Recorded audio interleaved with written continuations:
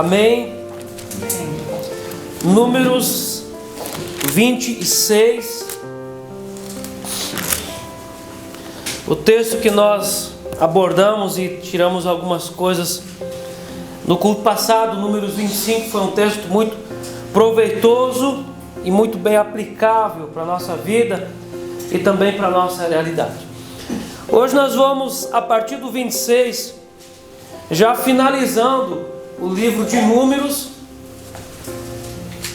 e eu desejo que a gente tire algumas coisas muito preciosas na finalização de Números. Eu creio que hoje nós podemos caminhar até o capítulo 29, e no próximo culto nós finalizamos analisando os preceitos de Deus nesse texto aqui. Amém? Amém. Números 26, eu vou ler com você até o verso 4, e os demais textos são compridos, nós não vamos ler tudo aqui. Então você que lê a Bíblia todos os dias, se você ler 4 capítulos por dia, em um ano você termina a Bíblia, e sobra ainda alguns dias para você ler Romanos.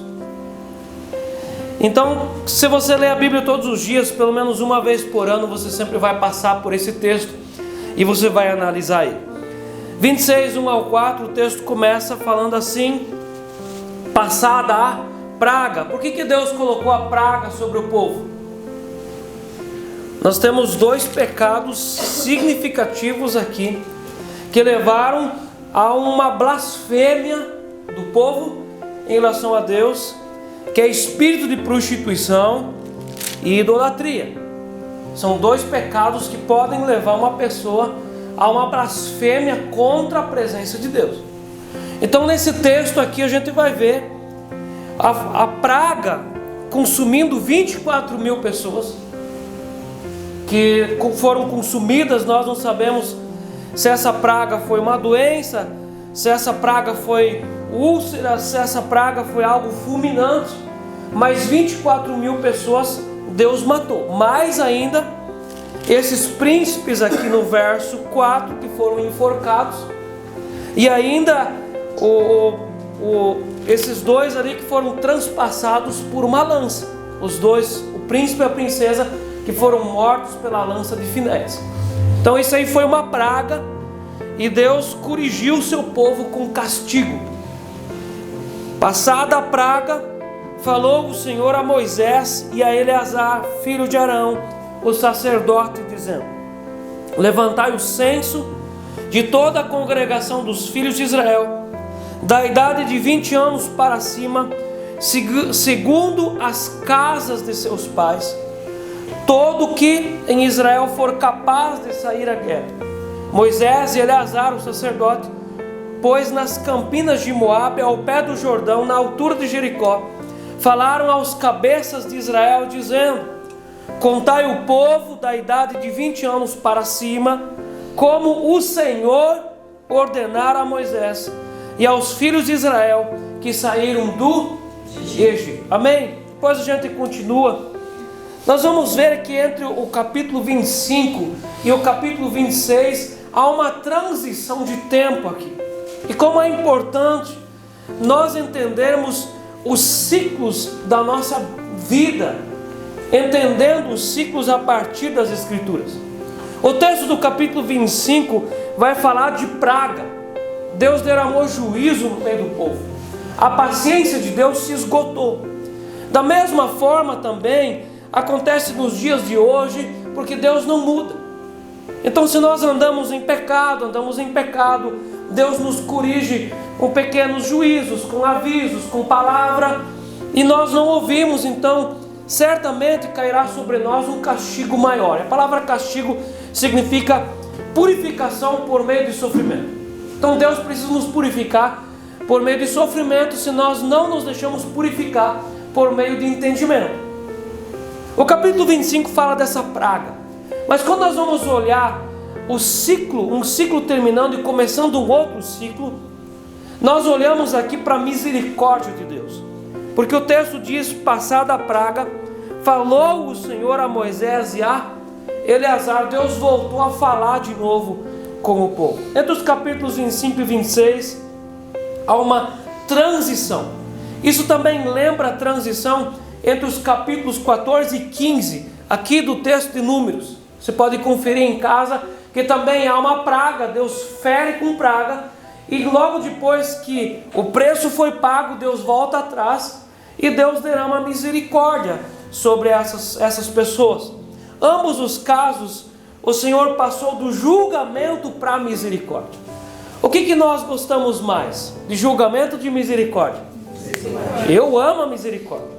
Se tem uma parte no Senhor que eu amo, e eu amo muito, é a misericórdia.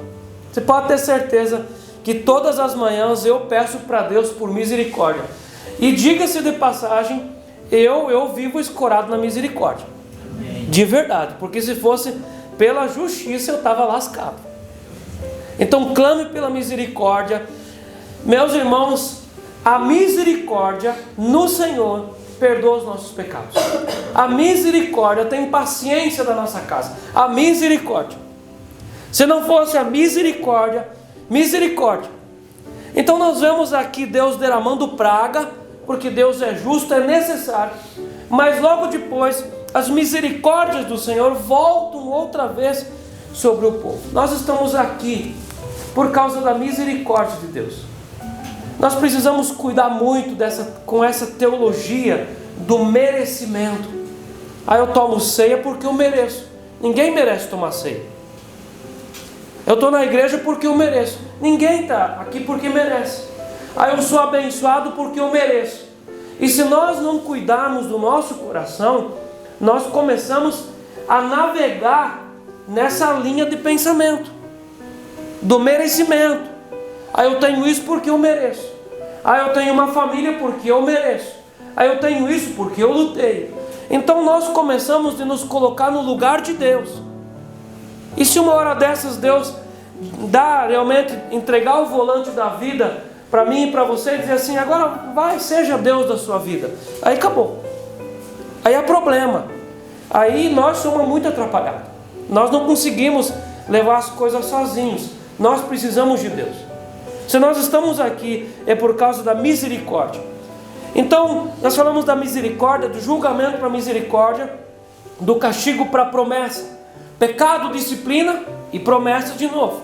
O povo havia pecado, mas em sua graça, sua misericórdia, Deus deu perdão e a oportunidade do recomeço. Quantas vezes o Senhor Deus já nos deu a oportunidade de recomeçar? Muitas vezes. E Deus é rico em misericórdia. Se a nossa dispensa já acabou o produto, a dispensa do Senhor está cheia. Se as nossas fontes já acabaram, as fontes do Senhor continuam jogando. Graças a Deus, porque o Senhor nos dá sempre a graça de um recomeço. A não ser que nós ultrapassemos uma linha, um limite, então o Senhor tem que nos abater. E há realmente casos e áreas na nossa vida que às vezes não tem recomeço. Mas até hoje o Senhor tem sido misericordioso conosco no recomeço. O escriba Esdras, quando você vai ler o texto lá de Esdras, perto do Neemias, Esdras era um escriba. O Esdras, olhando para a situação do povo que tinha retornado da Babilônia, reconstruído os muros, ele fez a seguinte análise. Ele disse assim: Tu, ó nosso Deus, nos tens castigado menos do que merecemos, do que as nossas iniquidades merecem. Esdras capítulo 9, verso 3. O texto lá é mais comprido, mas eu tirei isso aqui. Tu, ó nosso Deus, nos tens castigado menos do que merecem as nossas iniquidades. Isso é muito verdadeiro. Muito, muito verdadeiro. O salmista no Salmo 103, verso 10, diz o seguinte: Não nos trata, Senhor, segundo os nossos pecados, nem nos retribui consoante as nossas iniquidades. Porque se Deus começar a nos tratar segundo os nossos pecados, aí é muito complicado isso. Que o Senhor nos trate segundo a sua misericórdia. Lamentações capítulo 3, verso 22 ao 23.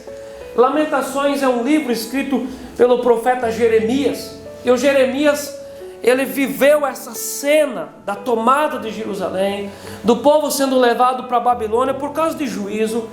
E o Jeremias escreveu a seguinte seguintes palavras: as misericórdias do Senhor são a causa de não sermos consumidos, porque as suas misericórdias não têm fim. As suas misericórdias não têm fim. Então, depois do povo ter pecado, Deus poderia ter chutado o balde e dito: olha, acabou. As minhas promessas que eu tinha dado lá para Abraão, Isaac, para Jacó, renovado em José, renovado para Moisés, vocês não vão receber. Vou esperar um outro povo nascer. Deus poderia ter feito isso, mas pela misericórdia de Deus, depois que a praga passou e as mais densas nuvens se foram embora da vida daquelas pessoas, Deus chama Moisés, chama as autoridades do povo e renova as promessas. E essas promessas são em relação à terra que Deus daria para o povo. E essa terra é do Senhor. Essa terra era do Senhor, era de Deus. Deus usa muitas figuras aqui na palavra dele para nos ensinar acerca do céu, nos ensinar acerca de altares, nos ensinar acerca de santificação, nos ensinar acerca de como Deus funciona. Deus é muito figurativo. Deus é muito ilustrativo, Deus é didático. E através de todas essas cenas, de todas essas figuras, Deus nos ensina acerca de como Ele é. Então Deus chama de novo o povo para a promessa. E do verso 1 até no final do capítulo 26, nós vamos ver aqui a contagem do povo. E por isso que o texto, ou o livro de Números, tem o nome de Números, porque a gente vai ver diversas contagens.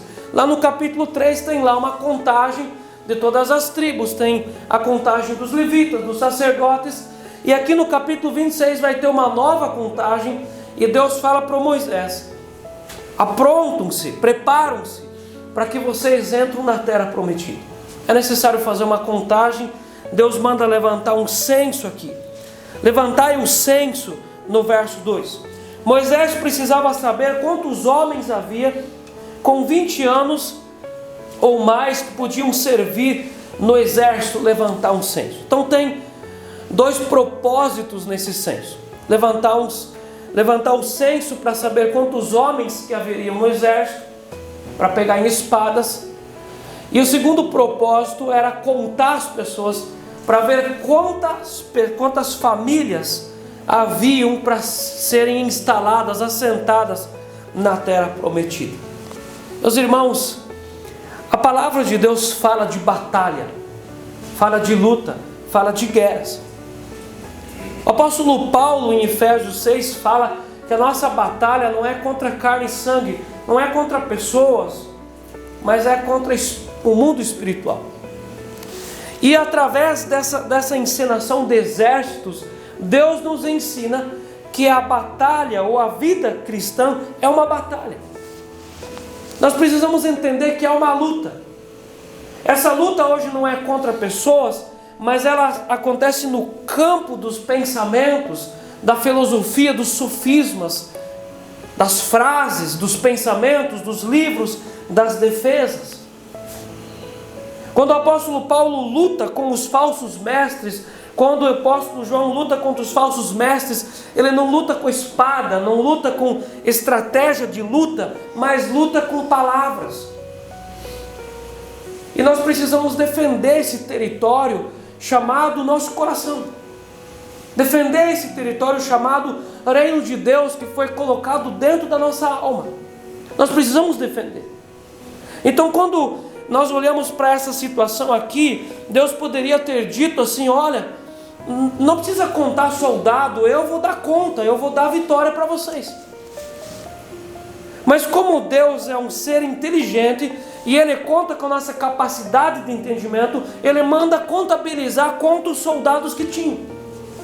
Há uma doutrina muito séria e muito errada que percorre pelas igrejas, e qualquer um que é colocado na responsabilidade de contabilizar alguma coisa e tem preguiça, ele pega, espiritualiza aquilo e diz: Deus proverá. Vocês já não viram isso muitas vezes? Alguma coisa que é muito séria e exige esforço, eu não quero me esforçar, eu substituo por Deus proverá. Eu pego lá o texto lá do Abraão que ia sacrificar o seu filho e Deus proverá. Mas não é assim. Deus mandou contar os soldados. Por quê? Quando nós olhamos o texto de Lucas 14, a primeira aplicação que Jesus dá sobre esse texto é, ele diz assim: quando alguém vai construir alguma coisa, essa pessoa se assenta, ela conta quantos tijolos tem, quantas sacas de cimento tem, ela contabiliza para ver se ela vai começar a obra e vai terminar. E Jesus diz assim: por acaso, se não dá para terminar, as pessoas vão passar e vão dizer: é um mau construtor, não planejou direito. E no verso 31, Lucas 14, 31, Jesus emenda nessa explicação dizendo assim: qual é o rei que, pretendendo partir para guerrear contra outro rei, não se assenta primeiro para analisar se com 10.000 soldados poderá vencer aquele que vem enfrentá-lo com 20.000? Há uma conta que muitas vezes nós precisamos fazer. E nós precisamos fazer contas, irmãos. Contas financeiras. Amém? E como nós vivemos num mundo hoje que às vezes as pessoas gastam mais do que elas ganham. E a vida é uma bagunça financeira. E aí quando bate a miséria, quando as contas não fecham, a pessoa espiritualiza e joga para Deus. Deus proverá. Deus pode prover. E eu acredito que muitas vezes Deus já deu um milagre por causa da irresponsabilidade. Deus proveu por misericórdia. Mas nós precisamos ser mais responsáveis. Deus manda contar o exército para saber quantas pessoas que tinham. Por isso que é números. O segundo propósito do censo era ter ideia de quanta terra cada tribo precisaria quando Israel se assentasse em Canaã. Então nós precisamos sempre de novo entender que a terra era de Deus. Deus estava dando essa terra para um grande assentamento. E essa terra, a mensagem desse texto é acerca da vida eterna, é acerca do reino de Deus, é acerca da posse da igreja, é acerca do céu. Então era necessário tomar, era necessário um esforço de exército. E Deus poderia ter enviado anjos para limpar toda a terra de Canaã, mas escolheu trabalhar por intermédio de seres humanos, e um dia de cada vez. Não vamos atropelar as coisas. Um dia de cada vez. Isso aí é uma luta contra a ansiedade. Porque tem coisas que, se nós resolvêssemos logo de uma vez, nós quebraríamos muitas etapas. E Deus nos ensina didaticamente por meio de processos. Posso ouvir um amém? Amém. Deus quer nos ensinar a paciência. E a paciência precisa ser aprendida. A paciência não é que alguém lá com tal temperamento tem mais paciência. Não. Algumas pessoas são impacientes por fora, externamente, e outras são impacientes internamente. Às vezes alguma pessoa ela é muito tranquila, assim, mas dentro é um vulcão. E uma das coisas que Deus nos ensina e Deus deseja que nós aprendamos é a paciência. A paciência é uma luta contra nosso próprio coração. Nós precisamos ter paciência. E quando nós olhamos para essa caminhada de um povo em direção a uma conquista, nós vemos que muitas vezes o povo chutou o balde, o pau da barraca, por causa de falta de paciência. E quando nós temos falta de paciência, nós trazemos sobre a nossa vida muitas dores e muitas feridas. Casamentos feridos, relacionamentos feridos, filhos feridos, pais feridos, por causa da falta de paciência. Há muitas coisas que Deus vai nos dar. Há muitas coisas que você, por testemunho interior, Deus já falou para você que você vai ter. Aonde que você vai chegar? Mas nós precisamos ter paciência. Viver um dia de cada vez. Amém? Quando nós olhamos aqui, vamos olhar um pouquinho por cima. Vamos olhar o verso 5.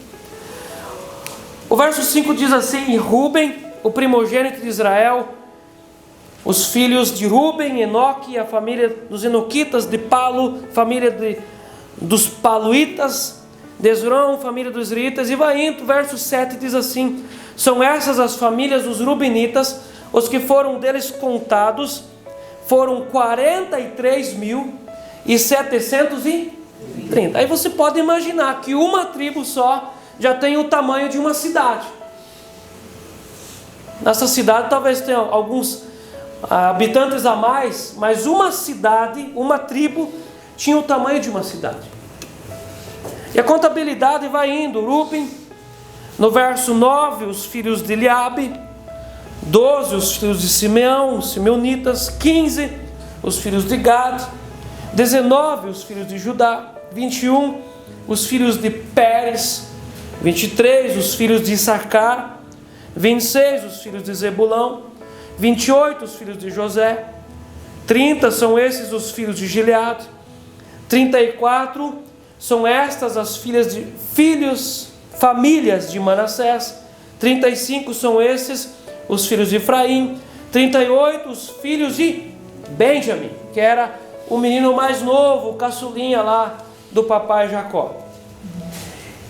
Por que essas famílias deveriam ser contadas?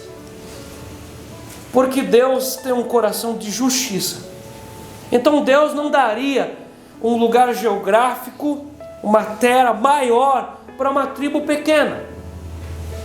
Então a proporcionalidade é a justiça. A proporcionalidade é a raiz da justiça. Então Deus mandou contar as tribos para que as tribos maiores fossem assentadas nos lugares maiores. Meus irmãos, em Mateus 11, 12, o texto diz assim: desde os dias de João Batista até agora, o reino dos céus é tomado por esforço, e os que se esforçam se apoderam dele. Era necessário se apoderar daquele lugar por meio de esforço. Meus irmãos, esse preceito que Deus ensina aqui, por meio do seu povo, ele precisa entrar no nosso coração. Nós precisamos tomar os lugares espirituais do reino de Deus por esforço. Nós não podemos nos assentar lá na preguiça espiritual e dizer: Deus proverá. Nós precisamos tomar os lugares espirituais, assim como nós tomamos outros lugares por meio de estudo, por meio de trabalho, por meio de conquistas, por meio de conversa. Assim nós precisamos tomar o reino de Deus por meio do esforço espiritual, na oração, na leitura, no jejum. Desde os dias de João Batista até agora, o reino dos céus é tomado por esforço, e os que se esforçam se apoderam dele. Mateus 11, 12. Então nós vamos ler do verso 52 ao 56. Você pode olhar do 52 ao 56. A lei acerca da divisão da terra. Disse o Senhor a Moisés: a este se repartirá a terra em herança segundo o censo. A tribo mais numerosa darás herança maior, a pequena herança menor, a cada uma em proporção ao seu número se dará a herança. Todavia, a terra se repartirá por sorte, segundo os nomes das tribos de seus pais herdarão. Segundo a sorte repartir-se-ão herança deles entre as tribos maiores e menores. Mateus 25, 15, é aquele texto, Jesus fala assim sobre os talentos. E Jesus fala que um homem foi embora e deu talento para os seus servos. E ali nós encontramos um ensino. Jesus fala assim: a um deu 5 talentos, a outro 2 e a outro 1. E Jesus encerra esse assunto dizendo assim: segundo a sua capacidade. Então às vezes nós olhamos para a situação e achamos algumas coisas injustas na nossa vida, mas nós precisamos entender que Deus nos dá segundo a nossa capacidade de digerir, de gerenciar, de contabilizar.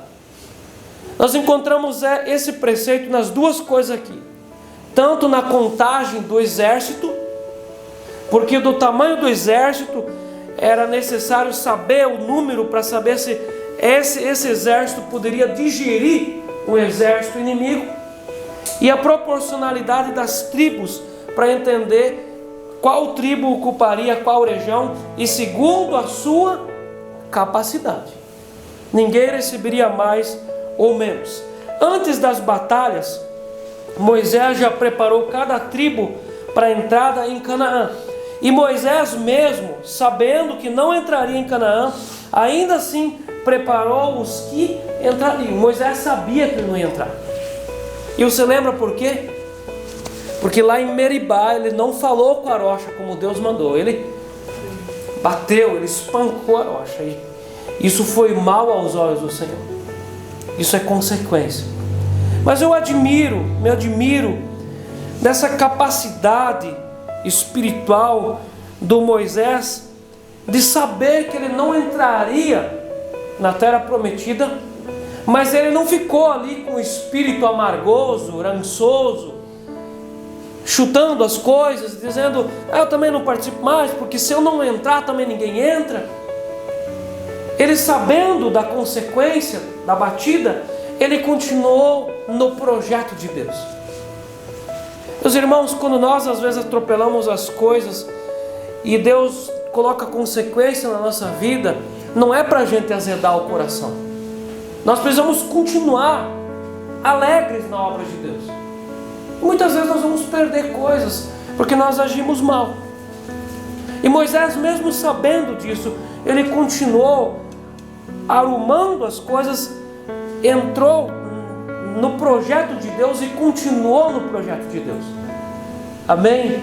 E também não fez com um espírito amargurado, como se fosse um escravo, também tenho que trabalhar, com algo, com peso no coração. Ele continuou com alegria, fazendo o que Deus mandou. Do verso 57 ao verso 65 é o censo dos levitas. A tribo de Levi também foi contada. Quando você olha lá no texto do capítulo 3 de Números, também houve lá uma contabilização, um censo dos levitas.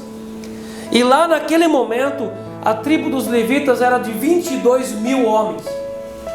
Algum tempo depois, no verso 62, os que foram deles contados foram 23 mil. Já aumentou, os levitas se procriaram, progrediram, aumentaram. Amém? Os levitas não receberiam terras para cultivar, mas eles receberiam 48 cidades e habitariam entre o povo, porque a herança deles era o Senhor. Cada tribo ganharia ou ganhou lugar, terra, para plantar, para cultivar o trigo, a cevada, a oliveira, cabritos, ovelhas, para se sustentar. Mas os levitas não ganhariam terras, mas eles ganharam a obra de Deus. A herança deles era o Senhor. E tem 3 motivos bíblicos para isso. O primeiro motivo está em Gênesis 49, do verso 1 ao 3, quando o Jacó, o papai Jacó, estava no leito de morte, quase se indo, ele chama todos os filhos e ele dá uma palavra para cada um dos filhos. 12 filhos, ele dá uma bênção, ele dá palavras para os seus filhos. E segundo a profecia do Jacó, a descendência do filho dele, do Levi, os levitas, seriam descendentes que seriam espalhados por toda a terra. Porque o Levi, o irmão dele, entraram lá num caso de assassinato, eles cometeram covardia contra uma cidade. Então, por causa dessa consequência, eles seriam espalhados por toda a terra. Meus irmãos, como é sério essa questão da palavra dos pais em relação aos filhos. As palavras, eles têm uma característica de autoridade e de poder. Por meio da palavra, Deus criou todas as coisas. Nós somos a única criatura do mundo que raciocina em palavras. Papagaio repete. Mas nós raciocinamos e conscientemente falamos palavras. Então nós vamos olhar às vezes para uma família lá que o pai pragueja para cima dos filhos. Provavelmente aquele pai já foi praguejado pelo pai dele. A proporção, a porcentagem de chance desse filho praguejar sobre os seus filhos é muito grande. Você entende isso? E muitas vezes essa palavra, ela causa feridas muito profundas na vida de uma pessoa. Você imagina quando um pai olha para o filho e diz: isso aí nunca vai ser nada. Aí a criança rejeita comida, que criança às vezes é assim. Aí o pai olha para a criança e diz: um dia você ainda vai querer comer mandioca e não vai ter, vai passar fome. Então isso às vezes são palavras que geram um peso na consciência da criança e do filho. Ou às vezes a criança é mal educada e o pai e a mãe têm trabalho, e às vezes tem crianças que são assim. Então o pai lança uma palavra sobre o filho ou a filha, dizendo: um dia você ainda vai para a cadeia e eu nem vou te visitar. Você entende como isso é sério? Pais precisam lançar palavras de bênção sobre os seus filhos. Abençoar. As nossas palavras, elas têm autoridade e elas abrem portas no coração das pessoas. Quando você quer fazer um bom negócio com alguém, você não vai chegar chutando a pessoa com palavras, mas vai chegar com palavras boas para envolver ela, para levar ela no negócio. Não é assim? Então as nossas palavras abrem portas e fecham portas na vida das pessoas e também no mundo espiritual. E a gente vai ver que a palavra de Jacó sobre cada um dos filhos se concretizou. Todos eles. Porque o Jacó disse para o Judá: você é como a videira, você é como a vinha. E viu lá na história dele, profeticamente, uma jumentinha. E quem é o leão da tribo de Judá? Jesus. Profetizou que da linhagem, dessa linhagem viria Jesus. Então nossas palavras têm autoridade. E nós precisamos designar palavras de poder, de autoridade positiva para as pessoas ao nosso redor, e principalmente os pais para os filhos. Então, o segundo motivo, porque é que os levitas eram espalhados por toda a terra, porque teriam mais oportunidade de ensinar a lei a um número maior de pessoas. Em cada cidade dessas 48 cidades, eles foram espalhados e eles tinham a incumbência de ensinar a palavra de Deus, de ensinar as escrituras, de passar os preceitos do Senhor para aquelas pessoas. Se os levitas se colocassem atrás de um muro, atrás de uma cidade, eles ficariam ali para sempre. Mas Deus os espalhou, e graças a Deus por isso. Meus irmãos, Deus sempre trabalhou por meio de sacerdotes e profetas. Você imagina como seria a nossa sociedade se não houvesse a igreja para pregar o evangelho no meio da sociedade? A igreja renova, a igreja é a limpadora das fontes. A nossa sociedade seria totalmente perdida se não houvesse sacerdotes levitas para ensinar a palavra e puxar as pessoas de volta para Deus.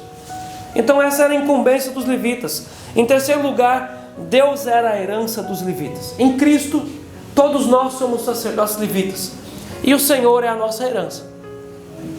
Você pode comprar um terreno, uma casa, uma terra, mas a tua herança, você é cristão, a tua herança é o Senhor. O Senhor é a nossa herança. E no capítulo 27, nós vamos entrar aqui acerca de uma herança familiar.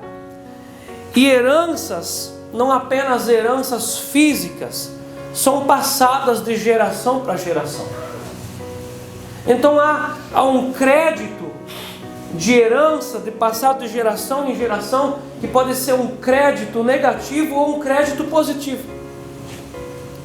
De uma geração para outra geração podem passar maldições, legalidades, pecados, mas também pode se passar de uma geração para a próxima geração heranças benditas, heranças de bênção.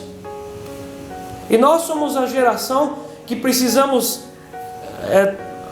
enumerar, contabilizar, trabalhar, para que a gente passe para a próxima geração créditos de justiça e não créditos de injustiça.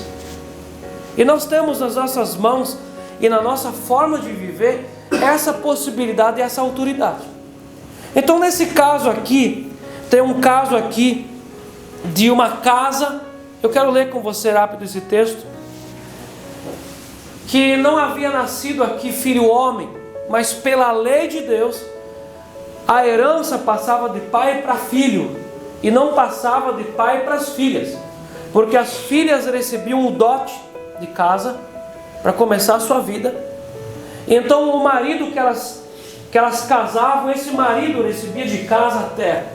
Mas aconteceu aqui algo diferente, que fez com que o Moisés olhasse a situação. Então vieram as filhas de Zelofeade, filho de Éfer, filho de Gileade, filho de Maquir, filho de Manassés, entre as famílias de Manassés, filho de José, filho de José.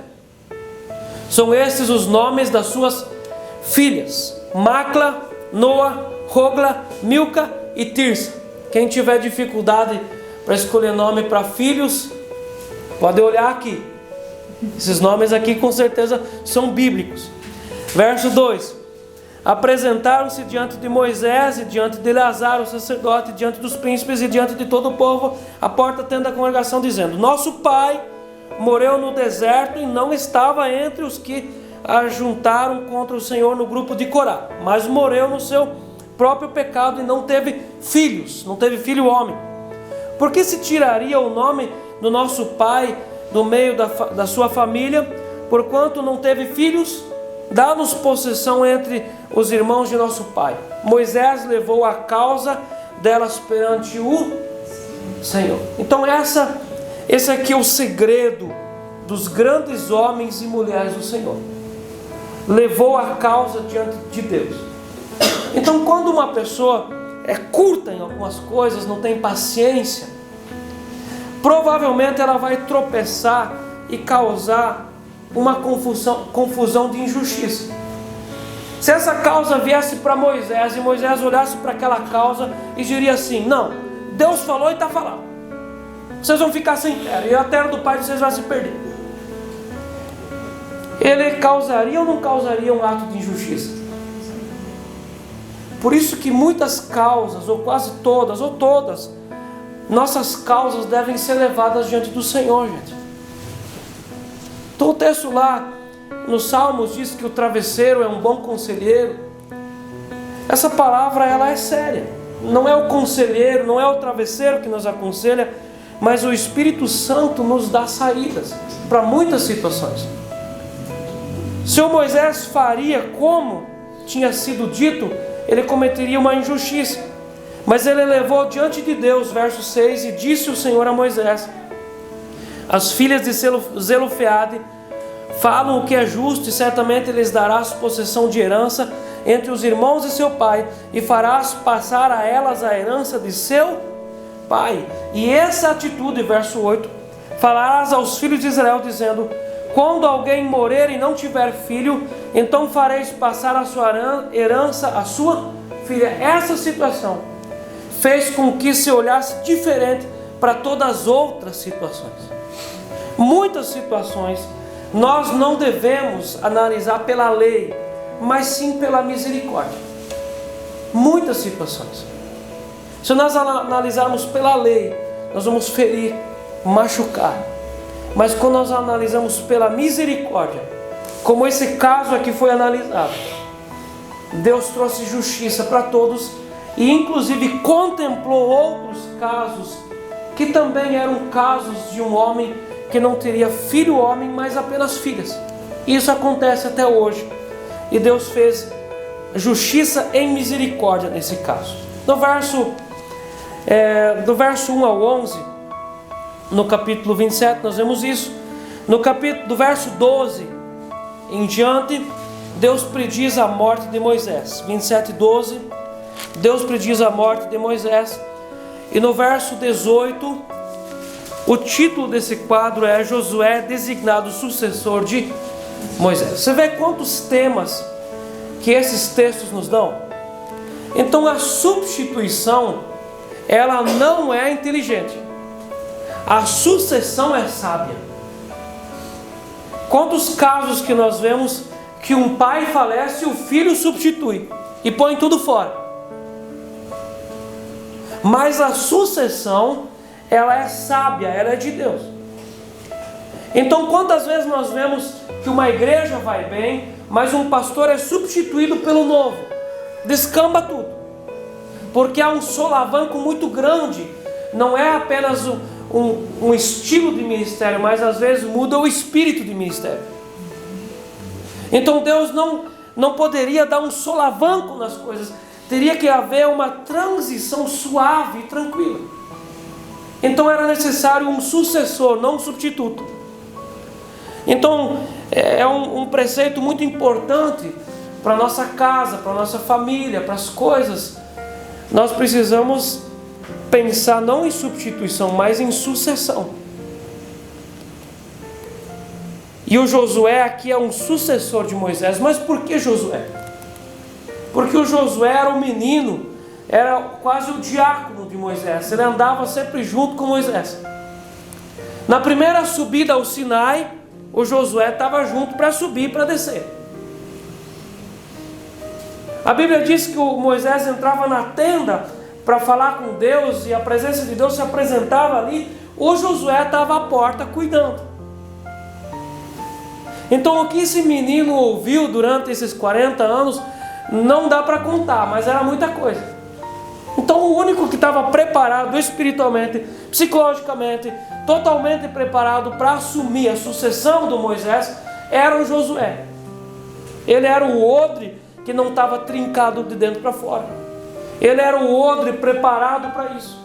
Então era necessário fazer uma sucessão. O verso 27, 22 e 23 fez Moisés como lhe ordenara o Senhor, porque tomou a Josué e apresentou-se perante Eleazar o sacerdote e perante toda a congregação, e lhe impôs as mãos e lhe deu as suas ordens, como o Senhor falara por intermédio de Moisés. Deus tinha dado as ordens e assim foi feito. Nós vamos finalizando, e do capítulo 28 e o capítulo 29, o enfoque principal é sobre adoração. Deus sempre se apresentou, sempre fez coisas no meio do povo dele quando houve adoração. Amém? Jamais Deus vai vir com graça e misericórdia em meio à murmuração, mas sim no meio de adoração. Desde o começo de sua vida como nação, o segredo de sucesso de Israel estava em relacionamento com o Senhor, no seu relacionamento com o Senhor, caracterizado pela fé e pela obediência. E como que a fé e a obediência eram demonstradas para Deus? Por meio de uma adoração através da obediência. Então, quando nós vamos finalizar esses nossos pontos, eu preciso falar para a gente como que Deus nos apresenta o reino dele e nos apresenta a vida eterna por meio de festas. Cada uma dessas adorações que nós vamos ver aqui era uma festa. Uma festa. Então por isso que nós vamos ver lá em Mateus 11, Jesus fazendo a diferença entre o ministério de João Batista e o ministério de Jesus. O João Batista era lá representado por tocamos hinos fúnebres e vocês não choraram. Mas o ministério de Jesus é representado como tocamos hinos de festa e vocês não riram. Jesus é a festa do Senhor. Então como que Deus apresenta a salvação para nós? Como que Deus apresenta andar no reino? Festa. Como que Deus apresenta a forma do coração dele? Por meio de festas. Então às vezes eu já ouvi teólogos ou pastores demonstrando isso como se isso fosse um negócio terrível e muito difícil. Mas meus irmãos, eles faziam os holocaustos e eles comiam do churrasco. Eu acredito que eles comiam com satisfação e não com tristeza. Então era festa. A única comemoração aqui que não tinha comida era no dia da expiação, que eles jejuavam. Mas todas as outras comemorações aqui era festa. Então tinha os sacrifícios diários. No capítulo 28, do verso 1 ao verso 9, ao verso 10, tem aqui os sacrifícios diários. Verso 1: Disse mais o Senhor a Moisés: dá ordem aos filhos de Israel e diz-lhes: da minha oferta, do meu manjar, para as minhas ofertas queimadas, aroma agradável, terei cuidado para mas trazer a seu tempo determinado. O texto vai indo. Então o que era essa oferta diária? Toda manhã o sacerdote sacrificava em holocausto um cordeiro, e todo final de dia ele sacrificava um cordeiro. Todos os dias. Todos os dias. No começo do dia e no final do dia. Cada manhã e no final de cada dia os sacerdotes ofereciam um cordeiro como holocausto, como oferta queimada. Nos sábados, 2 cordeiros na manhã e 2 à tarde, nos sábados. Essa aqui era a oferta diária. E o holocausto, aquela oferta do cordeiro, toda manhã, toda tarde, o holocausto simbolizava uma consagração total ao Senhor. Assim, cada israelita deveria começar cada dia entregando-se ao Senhor. Essa figura que Deus demonstra através dessa figura do holocausto. Hoje nós não sacrificamos mais cordeiros no nosso culto cristão, graças a Deus. Mas o Cordeiro de Deus já foi sacrificado. Já foi colocado por holocausto sobre uma cruz. E nós acessamos esse Cordeiro, e nesse Cordeiro nós entendemos essa mensagem de consagração total ao Senhor. Por isso que é justo, honesto, legítimo o ensino da igreja, que você precisa ler a Bíblia todos os dias de manhã e fazer oração, uma consagração total ao Senhor. Amém? Então esse sacrifício diário tem essa mensagem. A segunda festa, ou a segunda oferta, eram as ofertas mensais. Do verso 11 ao verso 15. Olha o 15. Também se trará um bode como oferta pelo pecado ao Senhor, além do holocausto contínuo com a sua libação. Verso 11. Nos princípios dos vossos meses oferecereis em holocausto ao Senhor 2 novilhos e um carneiro. O carneiro aqui é o pai, o cordeiro é o filho. Amém? Então a gente vai ver essa diferença. O carneiro é pai e o filho é o cordeiro. 7 cordeiros de 1 ano sem defeito. Então, quando começava o mês, eles tinham lá o mês contado era o calendário lunar, e começava o mês de 28 dias, eles faziam uma consagração para o mês. Eles consagravam o mês ao Senhor, e eles deveriam consagrar todo aquele período, aquele ciclo na presença de Deus. Eram as ofertas mensais. Depois tinha as ofertas anuais. No verso 16 em diante, 16, no primeiro mês ao 14 dias do mês é a Páscoa do Senhor. Até no verso 40 do capítulo 29 vai falar dessas ofertas anuais. E a primeira oferta anual era a festa da Páscoa. Era uma festa. E a festa da Páscoa, ela falava do quê? Que mensagem que ela trazia para o povo? Saída. A saída do Egito. Então a nossa vida cristã, ela precisa ter Páscoa. A Páscoa é o dia da saída do Egito. A Páscoa é o dia do desligamento das teias do mundo. E nós precisamos ter esse dia na nossa vida. Eu já encontrei muitas e muitas pessoas, às vezes de muitos anos de igreja, perdidas nas coisas espirituais, e quando a gente vai conversar, ela não tem ali uma divisa, um palanque de divisa, um pilar, que é a Páscoa. A Páscoa é o dia da saída. A nossa vida cristã precisa ter 2 datas bem definidas. Precisa ter o Natal, que é o novo nascimento, e a Páscoa, que é a data da saída. E cada ano eles deveriam comemorar a Páscoa, lembrando a eles mesmos e aos filhos, até muitas gerações, de que da onde eles tinham saído, do Egito, para uma nova vida. A Páscoa deveria ser comemorada todo ano, e era uma festa que eles comiam ali o carneiro assado, o cordeiro, com pães asmos e ervas amargas. A Páscoa. A segunda festa era a festa de Pentecostes, ou também a festa das semanas. 7 semanas após a Páscoa é Pentecostes, até hoje. O Pentecostes lembrava eles do dia que o Moisés desceu do Sinai com as tábuas da lei. Pentecostes fala de lei, Pentecostes fala de mandamentos, Pentecostes fala de ordem. Mas a festa do Pentecostes também era a festa das coisas novas, porque na Páscoa dava-se início à colheita de tudo. Então eles traziam para o culto do Pentecostes trigo novo, cevada nova, vinho novo, óleo novo, tudo era novo. O Pentecostes fala de um novo tempo, de um novo ciclo. Por isso que o Espírito Santo desceu no dia de Pentecostes e iniciou um novo tempo sobre toda a carne. A outra festa era a festa das trombetas. No capítulo 29, verso 1: no primeiro dia do 7º mês tereis santa convocação, nenhuma obra servil fareis, ser-vos-á dia do sonido de trombetas. Então tinha o dia das trombetas. Meus irmãos, em todas as escrituras, as trombetas são muito importantes com sua mensagem. Quando nós chegamos lá no Apocalipse, tem lá as várias trombetas. E eu creio que a primeira e outras já foram tocadas. E as trombetas são muito importantes na mensagem bíblica, nas batalhas do povo de Deus. Então havia diversos motivos para tocar trombetas. Primeiro, reunir o povo. Na época não tinha telefone celular, não tinha WhatsApp, não tinha internet. Então através da trombeta se reunia o povo para o culto solene. Reunir o povo.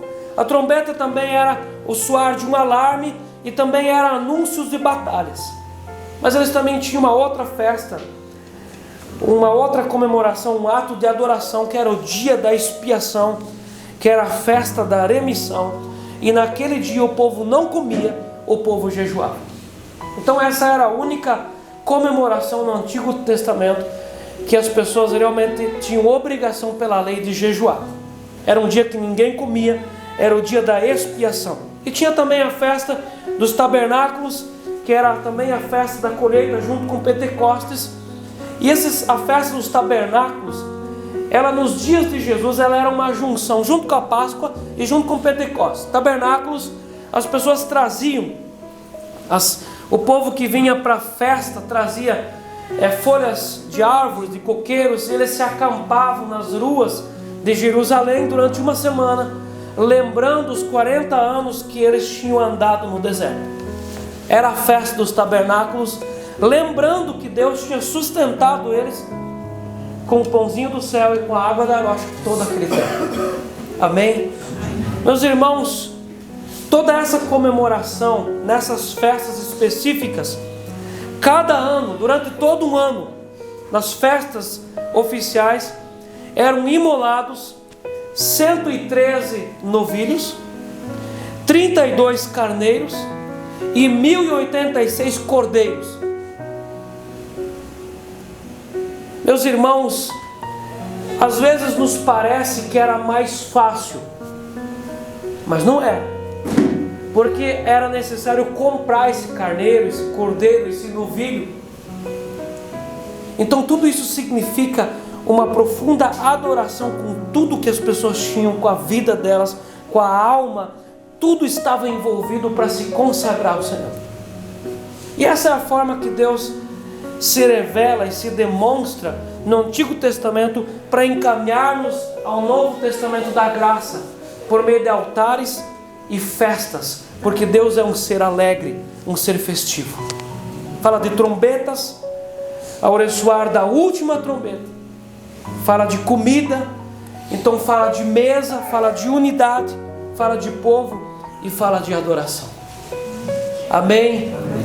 Eu desejo que esse texto, muito matemático, mas para mim ele é muito didático, ele tenha trazido coisas para o seu coração. Eu termino falando de ciclos. Como é importante você e eu discernirmos os ciclos da nossa vida, entender. Às vezes as pessoas, o pai e a mãe lá tem uma criança, e aquela criança já tem 20 anos e o pai e a mãe continuam tratando como um nenenzinho. Então o ciclo já passou várias vezes. Entender os ciclos. O começo do casamento é de uma forma, depois de alguns anos é de outra forma. Nós precisamos entender os ciclos, irmãos. A nossa vida não é colocar uma primeira marcha no carro e andar 1000 quilômetros na primeira marcha. A nossa vida é feita de ciclos. E nós precisamos discernir os ciclos da nossa existência, da nossa história na presença de Deus, de nós como igreja, discernir ciclos. Eu já encontrei muitas pessoas, muitas vezes os antigos, presos em ciclos.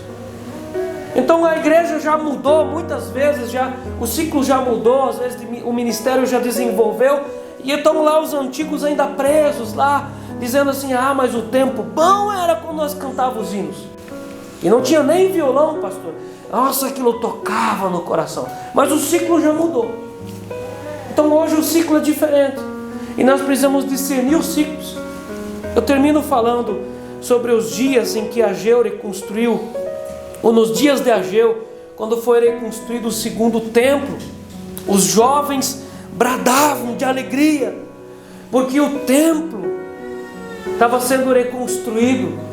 E os antigos sentavam e choravam: vocês estão alegres, vocês não fazem ideia da glória que tinha no templo de Salomão.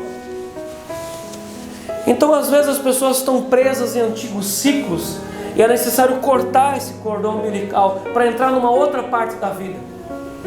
De repente Deus está falando com você exatamente isso essa noite. Termina um ciclo no capítulo 25 e começa um ciclo no capítulo 26, a contagem, e de novo Deus dá a promessa, e vamos lá, vamos continuar. Há um projeto, há um plano. Deus é um Deus de alianças, mas Deus também é um Deus de ciclos. Discirna isso na sua vida. A sabedoria de Deus conduz o coração do sábio. Amém? Amém. Vamos fechar nossos olhos para a gente orar, em nome do Senhor Jesus. Nosso Pai, bendito é o Senhor, sobre o entendimento e o conhecimento que o Senhor tem derramado sobre o nosso coração nessa noite. Dá-nos, Seu Deus, entendimento espiritual, para que a gente saiba entender os ciclos da vida. Dá-nos entendimento daquilo que o Senhor está movendo na nossa história. Dá-nos entendimento para a gente entender como o Senhor está movendo a igreja, a nossa cidade, a economia do nosso lugar, a cultura. Obrigado, Senhor Deus, que nós podemos ter essa palavra sobre nós. Dá-nos entendimento, Senhor, para a gente entender os ciclos da nossa casa, da nossa família, da nossa existência. Dá-nos um coração sábio, Senhor, para todas essas coisas. Obrigado, Senhor Deus, pela Tua palavra sobre a nossa vida, que nos conduz a Jesus. Em nome do Espírito Santo. Amém. Amém. Amém.